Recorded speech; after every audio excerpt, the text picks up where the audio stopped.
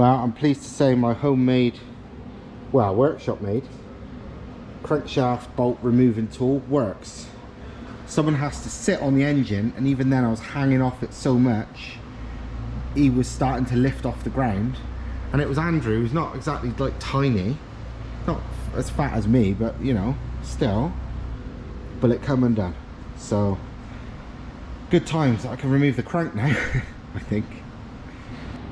Right, so crank is out, oil pump's off, block is here, and yeah, to be honest, looks okay.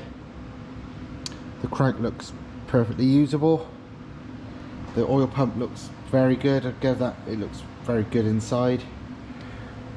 The balls are fine. Just give them a quick rough up with the old dingle ball hone. Yeah, should be good. I'm going to give everything a good clean now. Get it all ready, give it a clean, then give it a hone, then give it a clean, then I paint it all up and then build the thing. Shouldn't be very difficult. So many hours of cleaning later, probably massive overkill to be honest. The engine block, crank, mains, everything is ready to be rebuilt. Well, I say ready, I'm pretty sure I'm going to give the block a coat of paint first. Don't need to, but again, I've spent way too long cleaning the inside and shit, you know, didn't really need to. But hey, I'd rather have something that's half decent than not. The balls, I don't think need any more work than what I've done to them. And everything else is good, I think. So yeah, fairly happy with that. It's come out pretty well. It's considering it's purely a manual labour type job. It's not like it's been to a fucking machine shop. It's just literally me and some hard work sitting on the floor of the workshop doing it. But no, it's turned out well, I think. I left the bearings in the main caps and in the block, the old ones I mean, just to protect them as I was getting a bit brutal with some wire brushes and shit, cleaning it all out. But yeah, it's all good. I've blown through every single bolt hole and oil hole and water hole and everything with the airline after to make sure it's all good. I'll probably do that again at the very end before I start assembling. But yeah, decent I reckon. I'm pretty happy and confident in it. Right, so next day, and I showed Thomas the block once I was here this morning, because last night I was on the look and thought probably not worth honing it at all because I could still see the cross hatching on the balls. But Thomas rightly pointed out something I didn't spot, which was at the bottom, well near the bottom, where the piston's at bottom dead centre, that area, because the piston's there a lot, that was a bit polished, it was a bit shiny.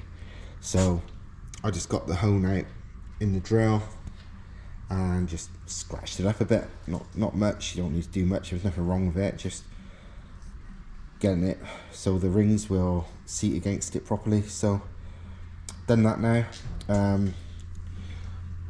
Thomas wisely said take the oil squirters out before I do that, before I end up whacking them into it and ruining them, which is a good point. So, but they're like one Allen key, so that's off. So now I'm going to paint the bloody thing. What colour will decide on whatever I've got lying around, but it's going to be a colour. This was a nightmare because it's basically about -1 at the moment, and I was using paint that's like 15 years old, which was a stupid mistake, but it was all I had. I literally had this engine paint from when I painted my 13B, which probably was about 2010, 2009, I can't remember. So it's been a long time, that paint, but it sort of worked. Thomas wisely gave me the heat gun, and with me holding the heat gun on it and spraying, and about 8,000 very light coats, it's now yellow. So I'm going to let it dry a bit more, and I've left a little bit of this, so if I do need to do any little touch-ups I can, but it's alright. you know, it looks better on camera than it does in real life, I'll tell you that much, but it's alright. So yeah, and Thomas is busy doing all this stuff to that 180. Thomas is using this car at the moment as a test bed to work out all the little tricks. He's already worked out a coolant pipe. Yeah, it's the refining. It's like the coolant pipe setup is a little bit different to mine and better, only simpler. Not, it doesn't change anything in performance way, but it's neater and easier. So it's like whenever I need to on mine, I'm copying this. And also he's changed the rear mount on this, which is a way better idea than how mine was. And now, but mine's obviously going to that custom one now, so it doesn't count anymore. But yeah, it's, you know, like I've said before in videos, every time I take mine apart, I try and pull it together better. That's kind of what this is doing. This is sort of refining everything, and it's really good. I mean, even things like the drive shafts now fit without taking anything apart. And my one, you know, my old drive shafts out to unbolt shit. So yeah, things are getting better. This is actually how long it takes to refine this stuff to get to be ready to go to the customer. Yeah. Real development, isn't it? You know what I mean? It's like this is the huge difference between one-off job, because we can knock one of these off in no time, one-off. But doing the production line, it's completely different. All the small details, all the small adapters, the cooling system, the electrical system, because a normal swap, like you made on the driveway, can do it. For much less money, cheaper and all the stuff, but to make everything work like a factory. I was going to say, this is more like doing things factory, isn't it? And it's difficult, yeah. It's completely different stuff. Bodging stuff together, make it just work so it works and you can drive it is one thing.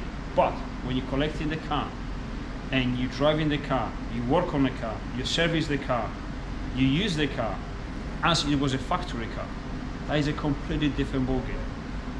I mean, that's I need to make people understand this. Yeah, yeah. Because when they ask for the final price, what it is, you have to understand what you pay for. Yeah, that's the thing. You're not just paying for a basic swap. It's refining it to be correct. Do you know what I mean? It's like, well, it's a bit like we talked about. I said about years ago when that BBI used to do the BBR Turbo MX-5s. Yeah. And they were like technically a production thing. They were sold at some dealers and everything. And that's the same kind of thing where you drive one of them or you live with one of them. It's like a production car. It's not like a modified car. And this is trying to be like this. It's trying to make it like just as nice and as trouble-free as possible. You already know the engine, all the cooling system, everything actually works better than the original engine. Far better.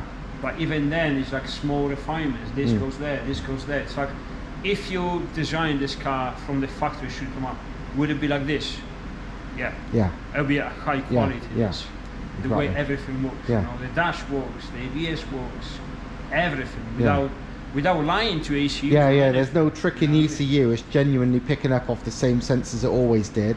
And even things like changing the rear mount and whatever, and it's like, you know, the new plan with the rear mount makes it even more factory. And well, this is the thing, is like you live in, you because you pick up the car, it's like we have to live with it, so you have to service it. Let's say you have it for a long time, you want to modify it, you want to put the poly bushes on the engine, no problems, get them out 2 poly bushes. Yeah. Now we can do it. Exhaust, all the stuff. Well, exhaust is going to be stainless, so it's eternal. It will never need changing, all the stuff. But you know, simple things. Oil filter, easy. Oil filter, easy. Normal servicing, easy. Drive shaft, we say, replace them. You don't have to do. Usually, you have to do one on the cars. You have to remove the suspension and all the stuff. No, not on this. So no need. So even basic servicing like changing a CV joint or a boot, it's not a nightmare. You can literally pop the shaft off and do it on your table. It's a pleasure to drive the car, it's a pleasure to use the car, and it's a pleasure to walk on the car. Yeah. These are the 3 things we have to do. Because this is what we used to do in racing. You have to design a car, you have to build a car that in the middle of the race you can get in, fix the problem, fix the issue, diagnose the issue and fix it within minutes. It has to be easy. Yeah. Do you remember when we used to race with Evos? You break the gearbox, it's about 5-6 hours, 3 people working on it. I remember you said that the whole front has to come off. So it's like, okay, this is not viable, this is not good for racing. So what we're gonna do, modify the front. Modify the front. Do you remember that? Yeah. 25 minutes, 1 person, coffee in my hand, 25 minutes, gearbox changed. Yeah, that's more like it. I can own an Evo if it was like that. Exactly. You know what I mean? But there are ways people are not thinking this. So, and all the experience, all that stuff goes into this. Yeah. You know what I mean? It has to be easy to live with. This is what people don't understand. Yeah.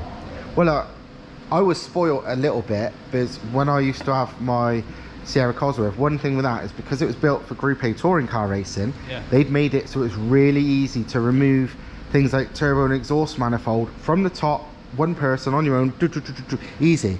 And that kind of lulled me into a false sense of fucking security with how nice it was. And then I bought the GTR next, and I wanted to just kill myself trying to work on that. It was like the worst thing in the world. But it was because they knew if they was in a 12-hour, 24-hour, whatever race, change the turbo, change the manifold, done, easy. How many standard cars, especially these days, you can buy is like changing the front light, bumper off, headlamp off, radiator off, half the engine off, wheels off. It's like, seriously. Yeah, and it's been like it for a long time. So even like Honda S2000s, which is early 2000s, it's a bumper off to do a headlight bulb. It's like, what the fuck? It's crazy. So on this, I'm going the opposite. I'm not happy. I'm not releasing anything until it is the opposite. Now, we finally, I mean, the setup we've done on yours, that's decent. Oh yeah. That's easy. It's like the nicest car to work on going. Yeah, it's great. This, I took it texture. Is like yeah, even better. Even better. But it's just learning from our, not mistakes, but it's like you learn every time you do something. It's like, this could be better, it's development. That's what we're doing, because it's shit having a car that's hard to live with. And this, probably because this wasn't planned. I wasn't in a workshop anyway. I wasn't planning to get back to the workshop. I wasn't planning to build this stuff or to interview this, none of that stuff. You remember? I was off. I just had my car, and partially your fault. It's always my fault. Because there was one point, I remember the one point, it's like, oh, just put it on and get over with it. K24, no good.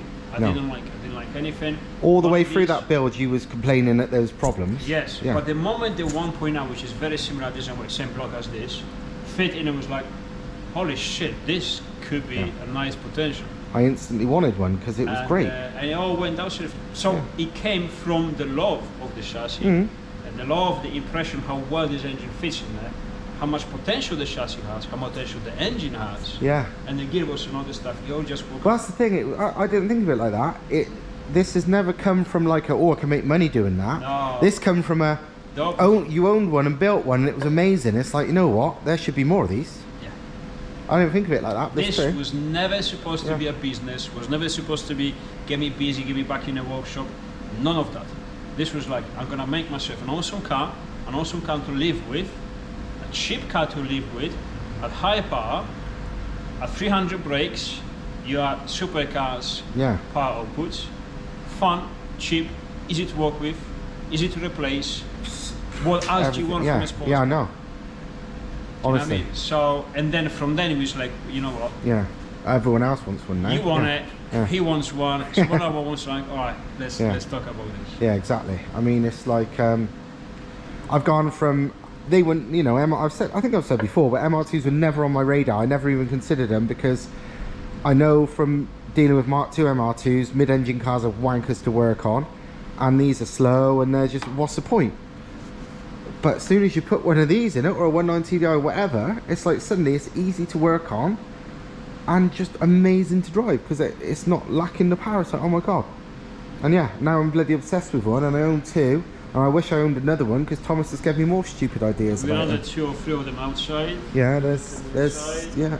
We have them more coming too because you're gonna get another one. I'm gonna get another one because you gave me another stupid idea. Having stupid ideas. Yeah. And yeah.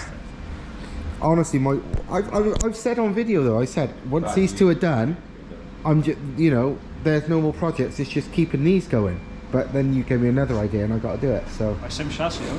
Yeah, it's still another MR2. It's just totally different, like no other MR2 going. I always say this is going to be like my low-rent Group B rally car RS200 type thing. But what you said is literally that. It's like fucking hell. It's not trying to. No, not trying to be. It is that. Yeah. So basically, all my favourite cars that I could never own, Thomas just explained how I could actually. Because on that, the anti-lag will make sense. Everything makes sense. Everything. Holy shit. Use it. You don't like it. You know you want to as well. He's going to build one too at some point. Because that's it. That was his main want from the beginning, wasn't it? So, oh well. Well, I kept asking about it, didn't I? Yeah, but it seemed impossible Yeah. until his ideas. Well, Like no, it's not that reasonably- idea because I was thinking about that. I didn't find a level solution until you showed me that video. Oh right, yeah, You only meant true. to show a different set of engines, like Yeah. nothing to do with this. It didn't even occur to me how they'd mounted it, and it's like, oh, that changes everything. Oh shit. So yeah, but we're not going to talk about that because Yeah. no point until When we I do saw it. it, I was like, oh, I'm gonna put a bug in your head. Yes, I honestly, the thing is, I've watched that video 1,000 times over the years, and it's never once occurred to me because I didn't own one of these then, so it didn't make no sense. Probably because I watched the stuff with a different eyes, like from. It's I just don't know. because back then I didn't care because I had no mid-engine stuff, so who gave a shit? But now I've got one, it's like, oh, you've just pointed out something. But yeah, that explains our stupid addiction, doesn't it? So We just have to. All we have to do is clean the workshop. Someone please. Well, we should really clean it and advertise it. My S14. yeah, I know. I keep forgetting about that. I want There's to a- sell it, but I never actually sell it. we keep forgetting. Part of the workshop's taken up. It could be filled with more MR2s if Thomas actually got around to selling his S14. But we keep forgetting about that. So someone buys my S14s, we can put another MR2 on it. But you keep saying all it takes is a day's work and it's ready to go. Yeah, it's literally. I got a new window, new windscreen, glue it in. I got the glue, I got everything. Yeah. I literally clean it from the dust because he collected the dust again. Clean it, put the window on. I got a switch for the radiator fan. Fan is there, everything is there. Off she goes. Yeah. Well, if someone buys it. Well, you take days off for things like making motorbikes fucking crazier than they should be. Yeah, well, that's motorbike, Take, right? yeah, take a day off for that. Motorbikes, does it? I know how I'm gonna do my windscreen. I know. I'm just gonna do it. I'm not. Yeah, you are. But to be honest, I don't trust I you. was going to say, do you really want to put? Do you really want to put the life of? It's super glue, isn't it? All right, we said a date next week, one day. You guys gonna give because you have to give me a hand. I was going to say I'm happy to help you. So Yeah, and we do it. And we Yeah. actually put it down, put the screen on, get out, do the running burnout, put the advert. Yeah. give us- Yeah. So she is ready. we'll do a whole video on finishing this off and putting it for sale. So yeah. So you can look forward to that. I've got to do mine. Otherwise, it's gonna be more and later and later and later. Yeah. It's been what 10 years now. I've got to do mine as well.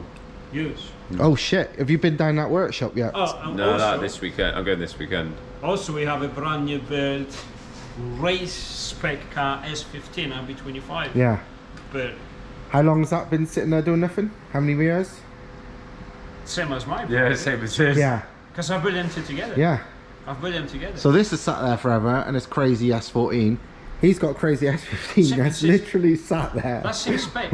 We got chrome molybdenum with T45 roll cages, Yeah. TIG welded, US Yeah, TIG yeah, welded yeah. T45. Same chassis on the bottom, so same mounts, same hubs and arms, everything brand new. Yeah. Big brakes. Yeah, so Driftworks. No, mine don't have the big brake. But it's still all Driftworks, everything, isn't it? The hubs and the Yeah. arms and all that. Everything, the whole chassis and everything is done. Obviously, also engine, radio on the back, radio on the back. All the RB25. rest is new, RB25. Well, do you hear what Nath just said when he come in? What's that? He's looking for an RB25 box, but they're like 1,500 quid these days, the box on their own. Yeah, even engines are expensive. Yeah, they're a fortune. Everything's So yeah. going up. So yeah, your RBS 15 that's literally sat there for Sat 10 there. years.